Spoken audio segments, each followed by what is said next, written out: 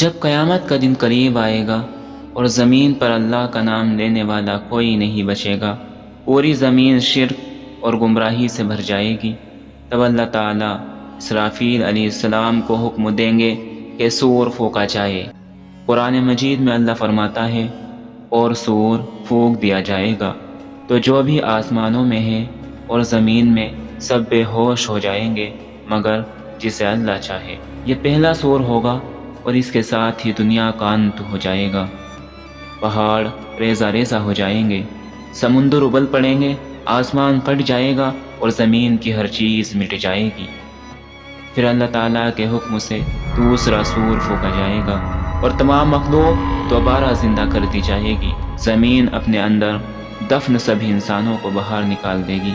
رسول اللہ نے فرمایا اللہ آسمان سے ایک بارش نازل کرے گا، پھر لوگ اس پانی سے ایسے اگیں گے جیسے سبزہ ہری گھاس اگتی ہے۔ حضرت عائشہ رضی اللہ عنہا فرماتی ہے میں نے پوچھا یا رسول اللہ قیامت کے دن لوگ بنا کپڑوں کے ننگے اور بنا ختنہ کیے ہوئے اٹھائے جائیں گے؟ آپ نے فرمایا اے عائشہ معاملہ اتنا سخت ہوگا کہ کسی کو کسی کی طرف دیکھنے کی فرصت نہ ہوگی۔ میدان حشر میں سورج انسانوں کے بے حد قریب لا دیا جائے گا، 1 میل کے فاصلے پر ہر شخص اپنے اعمال کے حساب سے پسینے میں ڈوبا ہوگا، کسی کا پسینہ ٹخنوں تک، کسی کا گھٹنوں تک، کسی کا کمر تک، اور کچھ لوگ پورے پسینے میں ڈوب جائیں گے۔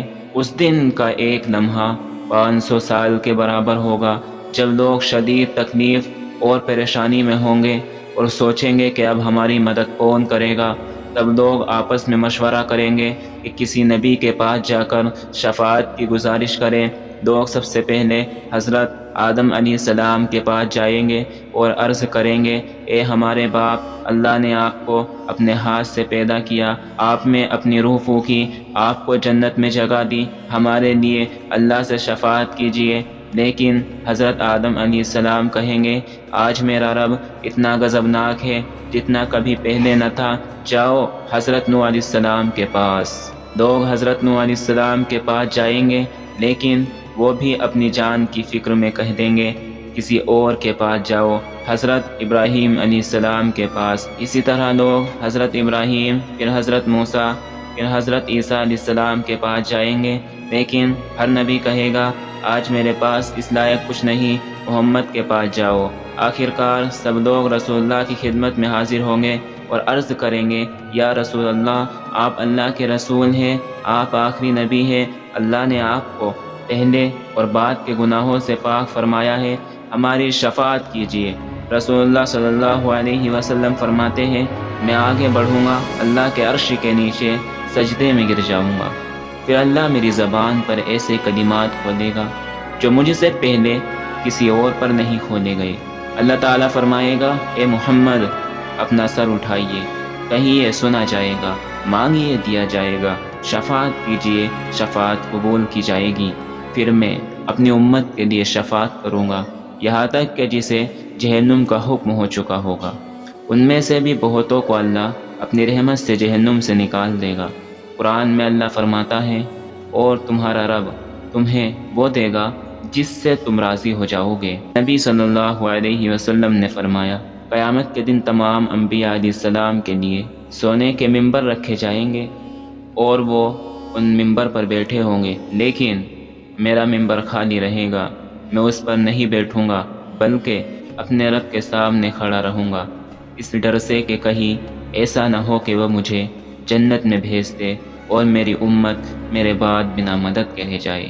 پھر نبی صلی اللہ علیہ وسلم فرماتے ہیں میں اپنے رب سے عرض کروں گا یا رب میری امت، تب اللہ تعالیٰ فرمائے گا یا محمد بتائیے آپ کیا چاہتے ہیں کہ میں آپ کی امت کے ساتھ کیا کروں؟ میں کہوں گا اے رب ان کا حساب آسان کر دے۔ پھر کچھ اللہ کی رحمت سے جنت میں داخل ہوں گے اور کچھ میری شفاعت سے جنت میں داخل ہوں گے۔ نبی صلی اللہ علیہ وسلم نے یہ بھی فرمایا میں بار بار سجدہ کروں گا اور اللہ بار بار کہے گا محمد اپنا سر اٹھائیے، بات کیجئے آپ کی بات سنی جائے گی، مانگیے آپ کی دعا قبول کی جائے گی، شفاعت کیجیے آپ کی شفاعت منظور کی جائے گی، اور میں کہوں گا یا رب میری امت، تو اللہ تعالیٰ فرمائے گا جس کے دل میں رائی کے دانے کے برابر بھی ایمان ہے اسے جنت میں داخل کر دو۔ اللہ رب العزت سے دعا ہے کہ وہ ہمیں نیک اعمال کرنے کی توفیق عطا فرمائے، ہمارے اعمال کا حساب آسان ہو اور ہمیں اپنے حبیب صلی اللہ علیہ وسلم کی شفاعت نصیب فرمائے۔ آمین یا رب العالمین۔